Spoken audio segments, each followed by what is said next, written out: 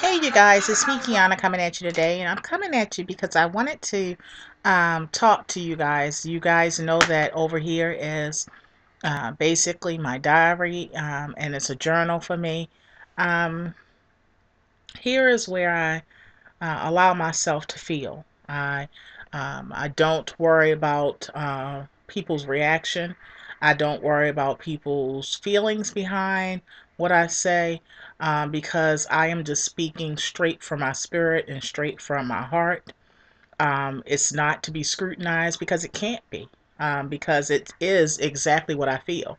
Um, I don't restrict myself, and this is part of my healing process. This is part of uh, me growing in this area. This is part of the emotional side behind being a pre-op gastric sleeve patient and getting to the core, at least introducing myself to getting to the core or introducing myself to actually doing something that I haven't done in a long time with certain things, and that's feeling.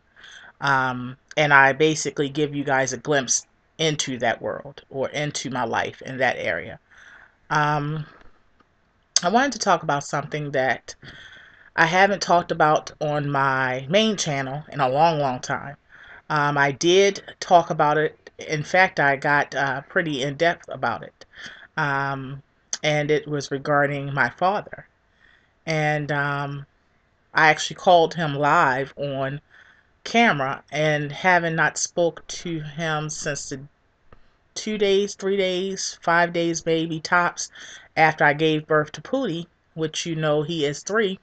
When I called him, that was the first time in 3 years I had spoke with him. My husband never even met my father. However, he did know a lot of information about him because I told it. Well, hopefully if you have not looked at that video, what I'll probably do is link it below so that you guys can be basically caught up on some things. I really don't want to spend a whole 40 minutes or so basically filling you guys in because I already did that. And many of you guys, because you are followers and subby family of the Big Cuz 52 family, and that made you come over here to be part of this family as well, which is an extension of Big Cuz 52. Um, you already know about this. Well, you also know and remember that he had came to Pootie's third birthday party. And you guys remember we had it at Chuck E. Cheese, and I showed you guys the pictures. If you want to see that as well, I did a lot of pictures, so I know it's one specific video with just him and Pootie.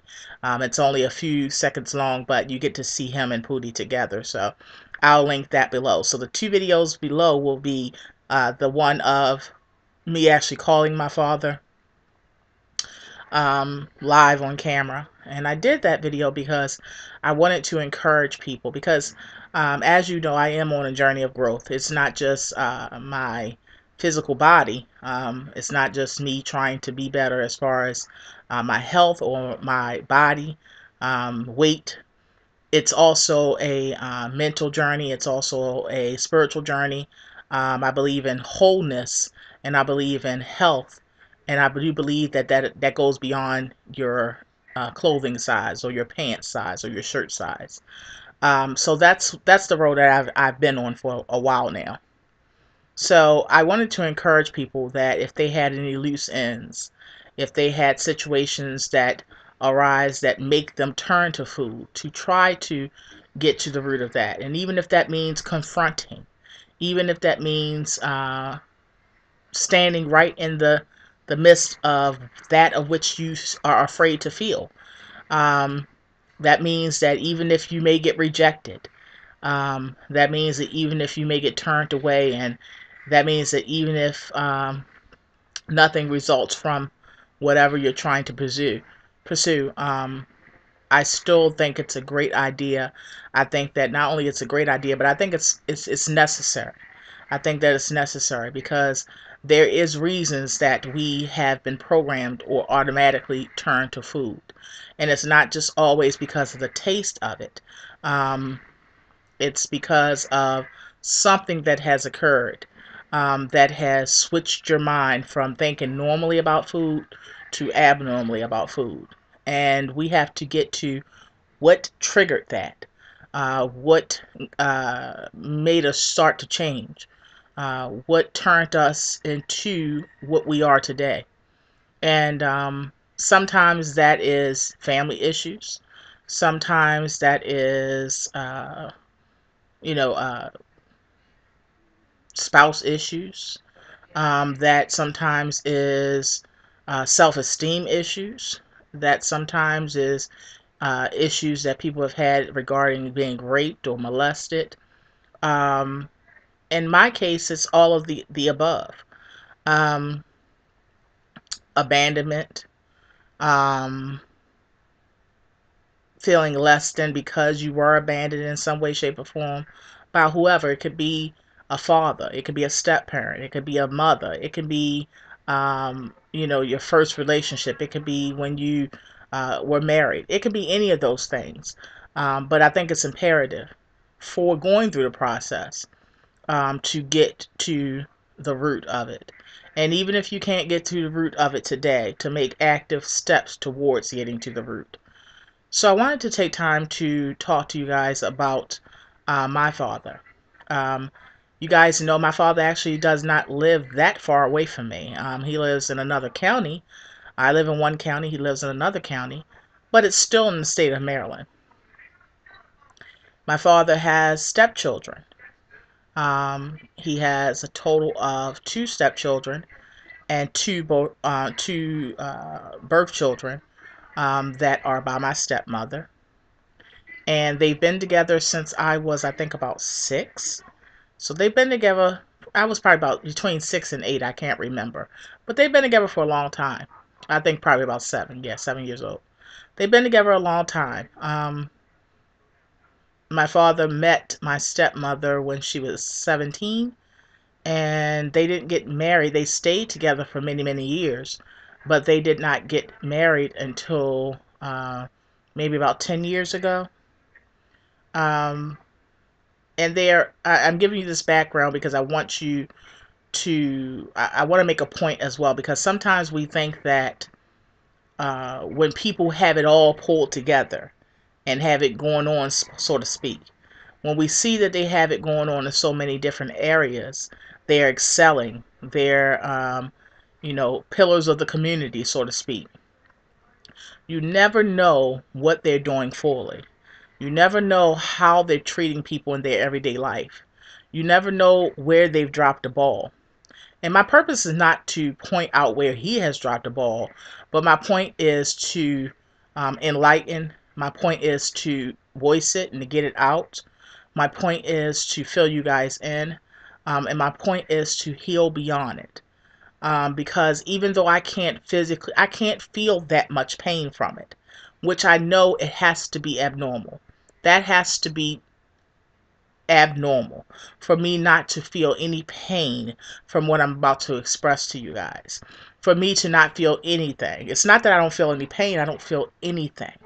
Not yet. Not yet. And as soon as I allow myself to feel, um, I talk myself out of it. Um, I haven't noticed it, but maybe I get a little hungry at that time, and that's why I don't really fully feel it, because I already at that point then stuffed it down with my old faithful friend. But they're very they have came a long way. My father used to, when I was little, he didn't even know how to read. My father was always a hard worker. He worked very hard, but he did not know how to read. He knew how to read somewhat, but he didn't know how to read beyond like a fifth grade level. Um, but my father still was a very, very hard worker. He was one of those that didn't use his brain, but he used his back. And he was able to build from that. Now, my father now today knows how to read well, fluently, and he owns two companies actually. That's where I get my entrepreneur spirit from. And in fact, almost everybody in my family on my father's side has their own business. So hence where I was basically born into having that type of spirit. Um, my stepmother, she was 17 when he met her, and she had two children living in the projects in Baltimore City. And he got with her, being that my father was a hard worker. He moved her out of the projects with her two children, again, 17 years old, and moved her to a very nice county in Baltimore, in Maryland, not specifically Baltimore, but in Maryland, and that's where they live now. Um, they started off, renting and things like that in very nice areas, and then they eventually bought a home in that same county, of which they stay in now. Um, my stepmother has progressed to not even having a GED to now she holds a AA, a BA, and an MA. She just now graduated with her master's. And she just did that. And she is, if I'm 35, I think my stepmom was about 44. So she just did that. I'm very proud of them. I'm very proud of them in that aspect. Don't get me wrong. They are still mother and father to my stepbrothers. Um, so I am proud that they were able to overcome. Besides being a family member of mine, I'm proud of them as people because I do know that I can imagine, I don't know firsthand, but I can imagine the struggle that it had to have been. And for them to be where they are today, I am proud of that. I can actually pat them on the back for that. Where they dropped the ball. And I can't put the blame on my stepmother because it's not totally her responsibility. In fact, it's not her responsibility at all. My father being a man and also being a father, and also seeing my own husband stepping in the role of being a father, a step parent, and also adopting Pootie. Um, I know firsthand um, the challenges a father has to go through. I know firsthand a a level, amount of manhood it takes to do these things to actually be a father. I know firsthand uh, the level of caring and loving you have to be a father. And although I know that, because looking at my husband, which I am very thankful for, I am blessed to have seen that firsthand, not because I've had it, but because I see it in my husband and what he gives to my children, our children. Um, my father still will not give that to me. You guys remember I reached out to him and I called him and I talked to him and he came to the birthday party. But what I haven't spoke about, even on my channel, and I haven't spoke to anyone about besides my husband and my mom and things like that, is that he does not call me. He does not pop up for a visit. He does not show any attention or affection towards me. Um, when he came, everything was all good. He showed love. He shook my husband's hand. My husband had faith in him because even though he had known what I told him, my husband still, because it was a man standing there saying he's going to do better, he's going to step up and do this and that, my husband believed him. And although I was hesitant and I, you know, tried to tell my husband, don't believe it because I've heard it so many times before, I wanted to believe it as well. Every time he comes back into my life, even when I was little, we all want to believe it. And it was a part of me that still wanted to believe it, even though I knew it was never going to happen. Um, and this is one of the reasons why I stay away. I stayed away from him so long because I do know his patterns. I do know how he rolls, so to speak. And um, to see a man care for his other children, to see a man do for his other children, and to see a man do more than just what he did for me, which is pay every week child support. That he paid like clockwork all of my life. But to see a man go beyond that for one, other children that didn't belong to him, but just because he was laying up with a woman. And for two, to see him do it for his children that he had with that woman, which were two boys. I was his only female daughter. I still am. Now he has two stepchildren, but I am his only birth female daughter. Now, I don't know why he's always put me on the back burner. It's been a theory of mine that because he loved my mom so much and because my mother had a low tolerance for silliness, my mom had a low tolerance for settling and accepting anything. And when she decided to move on, I think because he really did deeply love my mom when I was little, I think that sometimes men affiliate, and it's wrong, but I'm just telling you what sometimes they do. Sometimes they affiliate the woman with the child. So if the woman does not come, the child to them is separate as well. It not separate, it's together. Where they need to wind up or try to mentally separate the two. Okay, I'm not here for the woman, whether I want to be or whether she didn't want me to be, is neither here nor there. But I still have to do for that child. Sometimes men don't disconnect the two, they automatically lump the two together. So that's one of my theories. Another one of my theories is, and it's not really, it can't be really an accurate theory because if it was, then he would not be anywhere near close to my stepdaughters, to my stepsisters. So a theory of mine at times and over the years were, well, maybe he's just partial towards males, his sons. That can't be the case because he has, as I stated before, two stepdaughters, of which are grown. He raised them as his own, and yeah. So he has not talked to me. He has not made any attempts to talk to me. Now, my father is a very hard worker. Of course, again, that's where I get that from. My father still, even to this day, and being that he's aging, he's very in shape. Um, and he only sleeps like 4 or 5 hours a day. That's why I'm kind of hard on men because I've seen my father over the years push himself physically. Therefore, I knew for a fact that a man can push himself. I knew for a fact that a man can provide for his family and he can do, after all, if my father, I'm thinking in my head, after all, if my father couldn't even read, could do it, then I know good and well that all men can do it. And that was my way of thinking as I was growing up and still somewhat to this day. But my father still only sleeps like 4 or 5 hours a day.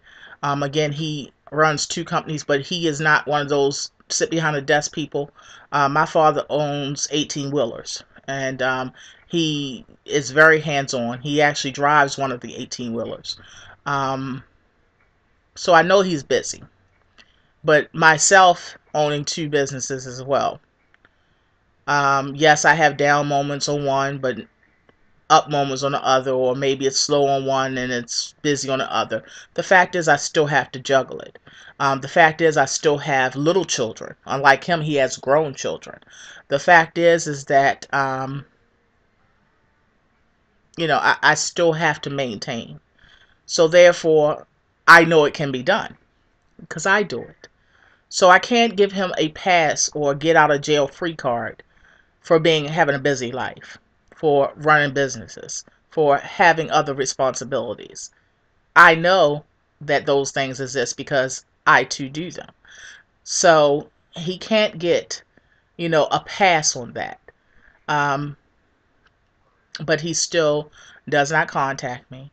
In fact,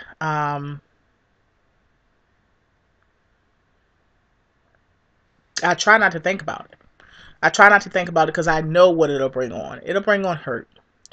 It'll bring on pain because, like I said, any rational person, any person that's normal thinking would be hurtful or hurt by that. Um, I think that's pretty normal. But I feel absolutely nothing. I feel nothing. And again, I know that that's not normal, and I know what's aiding me with that.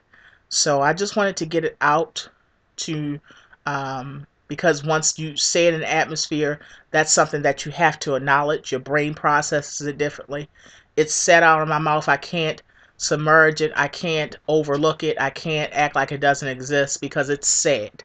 Not only was it said, but it's also verified and for me to go back on video. So it's something I have to confront. I have to face. And I've noticed that as I am decreasing my food intake, these thoughts are coming out as I'm praying, as I'm periodically, even though I haven't told you, periodically I fast, as I am not focusing just on food. Um, these things are coming to me.